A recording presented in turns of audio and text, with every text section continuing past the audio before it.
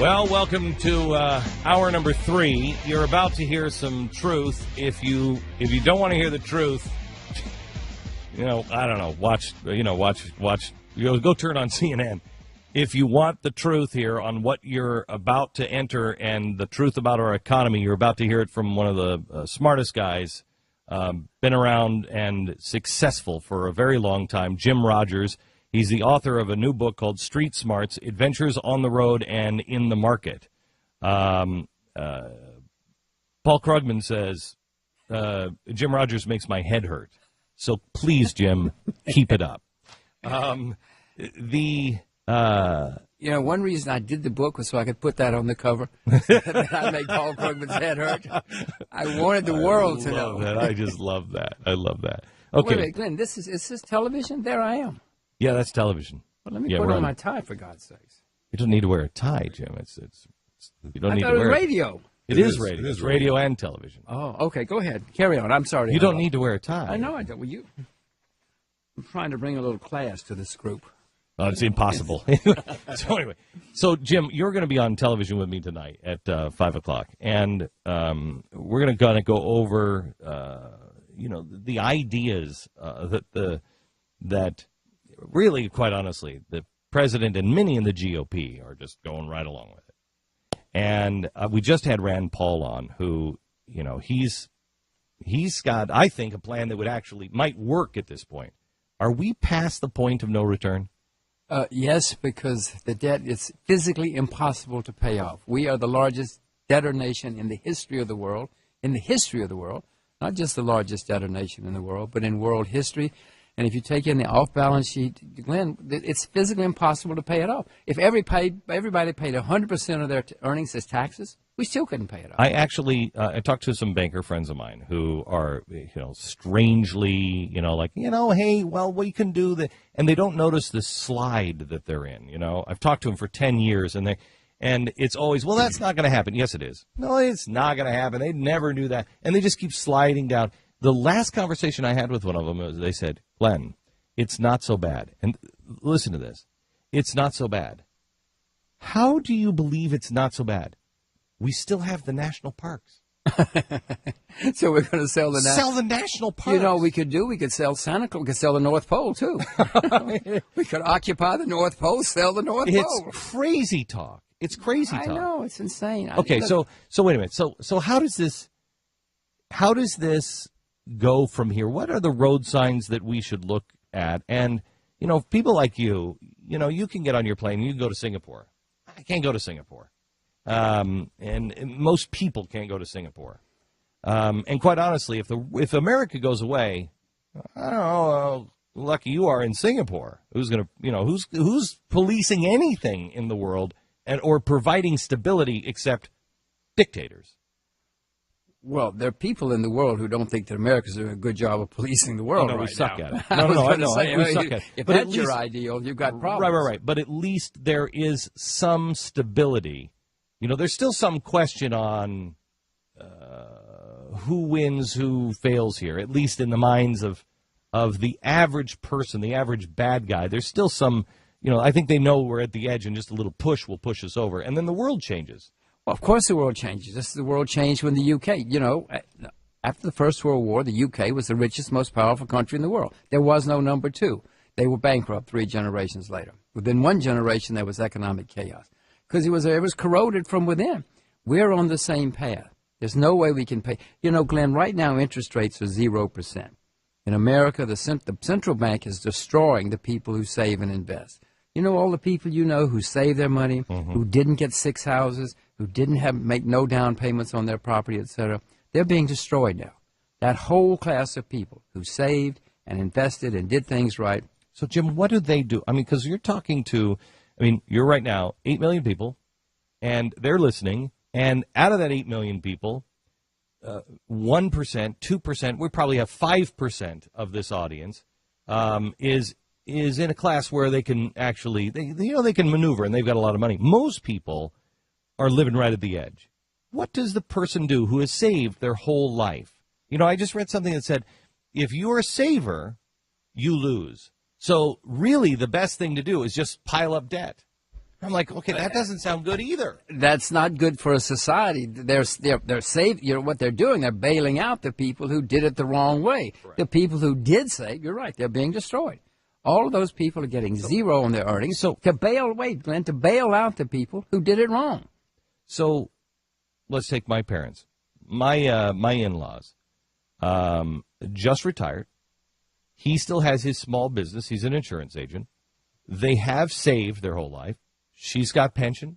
They've got 401k. What are they supposed to do with it? What do they do? Well, Mr. Obama last night said everything is great. They don't believe him, and neither do I, neither do you. Don't your in-laws know what Mr. Obama said? I know. He said that everything is great, and the middle class is on the way back, and everything is fine now. I mean, the man is delusional. I was really afraid when I saw that. The only reason I wouldn't watch that stuff except I was coming here to be with you. And I didn't watch it. So you. Oh, well, I wouldn't have watched it either. I don't waste my time. It's a total waste. I know what he's going to say, and I know what the response is going to be. But it's delusional. It was frightening. I mean, I haven't, I don't live in the U.S. anymore. It was frightening. I'm still a taxpayer, so I have to know something about what's going on. But he was totally, I don't know if he believed it, if he was just lying. I don't really care at this point. I mean, he's either the best liar or he is completely delusional. I don't know which it is, but it doesn't matter. But there's a whole crowd of good liars there in Washington. Right. So. But again, let me go back to the question. What does the average person do to be able to survive, Jim? Well, that's an extremely good question, and everybody in America right now, at least the people who saved for the future, are facing that question right now. The only thing I can urge them to do is, like your in-laws, put their money back into their own business. That's at least what they know. Don't go putting your money into some hot tips you hear from a guy on radio or TV. Certainly don't listen to the government telling you what to do. Just stay with what you know. It's a very perilous times. The government is not on your side if you're saving and investing. Okay, so the idea when you say invest in your business, I tried to explain, and you'll probably be able to explain this better than I can. I've tried to explain that I think the stock market is going to continue to go up because it's meaningless and it's paper. And the cheaper the money is, et cetera, that paper will go up and up and up. And so you'll read this and say two things. One, we're getting better because look at the stock market. We have this delusion of that means something. But as that money is going up in your 401k and you're seeing, well, I'm making more, the value of when you turn that paper in is going down. So, yes, it might be worth $1,000, but your buying power, once you turn that money in, your buying power is maybe $800. Well, everybody listening to this knows that prices are going up. Go to the grocery store. Education, entertainment, anything, prices, health care. Oh, my gosh. Prices are going up. The government says they're not going up, but you make a very good point. It could say you have $20,000, but the $20,000 is worth less and less and less because they're debasing the currency. It's an active policy in Washington. The head of the central bank, head of the Federal Reserve in America, is a dedicated policy to debase the currency. This is not good for you, me, or anybody in America, except for a few people in Washington and a few people on Wall Street. I've been urging people to become as self-reliant as they possibly can, to take care of make sure that they understand how fragile the supply lines are, to understand that farming is going to become extraordinarily important again. To know that any way you can get off the grid and not be dependent on power from somebody else is very important. Anything you can do to make yourself free, independent as possible. Well, you are doing a good deed for many people if they listen to you, because there are going to be many breakdowns like that. We're going to have serious food shortages, not just in America, but in the world coming up.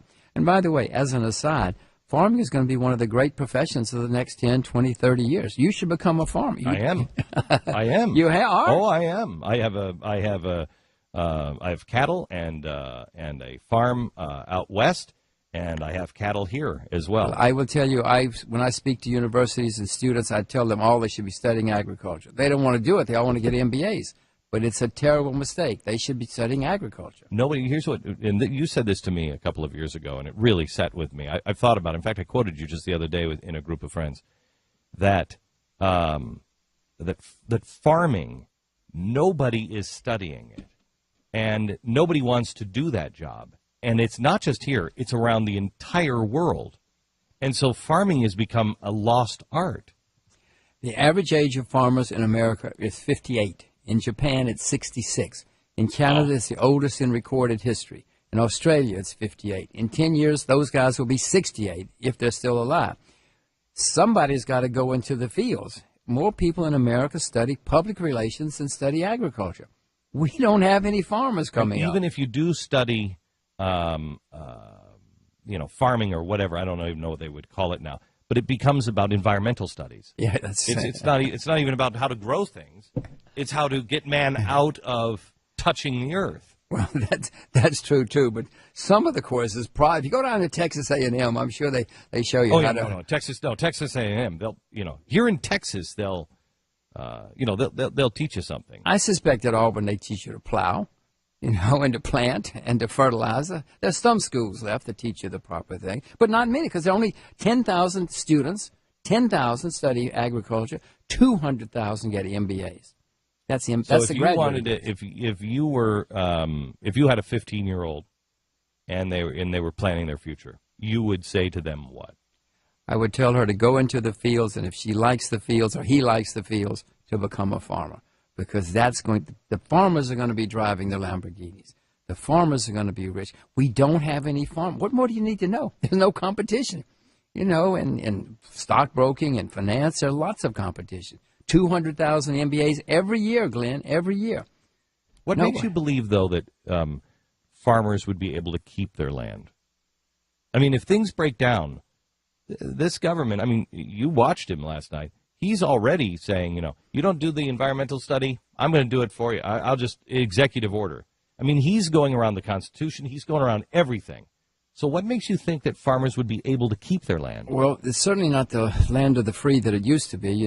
There's no more habeas corpus. They don't have to have a search warrant anymore to go into your house or to your bank account or it's crazy. Anything. It's just startling. When did you see this coming, Jim? Well, I've seen it come. You've seen it coming for a while. I've seen it coming for a while. But I'm stunned at how rapidly it's happened. Are you stunned by, because you're watching it from afar, are you stunned by how... Would you have thought that the American people would have been a little more up in arms? I cannot believe that when the Supreme Court said, yes, you can go into somebody's house without a search warrant, that people didn't go out into the streets and say, what are you talking about? This is America. You can't just walk into my house, even if you're the police. They can, Glenn. Now they can walk into your house. The police or anybody from the government. They can do all sorts of things now. If they don't like you, they can drop a drone right here on this building. They can execute you. Why do you think I'm painting the building to look like a farm? I'm putting little big plastic cows on top of the building, so that drone is like, what happened to that building? This is back to the teenagers, though. If the teenagers like agriculture, planting, that sort of thing, I cannot tell you. I urge them to go and become farmers. They're going to be so rich. There's so many opportunities. Wall Street's going to be a backwater again. Good. Good. Well, I'm not here to say whether it's good or bad. I'm telling you facts. Facts are agriculture is going to be extremely exciting. Finance is going to be a wasteland. Okay. Tonight we'll have more with Jim Rogers, and he's got a new book out, Street Smarts: Adventures on the Road and in the Markets. What I like about Jim is he's not just a numbers guy. He puts life experience together, and he understands culture, and he understands people.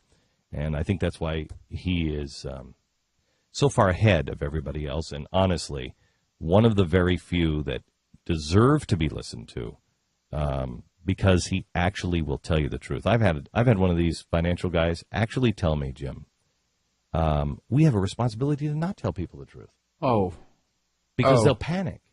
And I said, you had to have talked to some of these people in private conversations where they have said similar things like, look, Jim, but you can't say these things. I've certainly been told I can't say these things. Yeah. Yes, I've certainly been told that.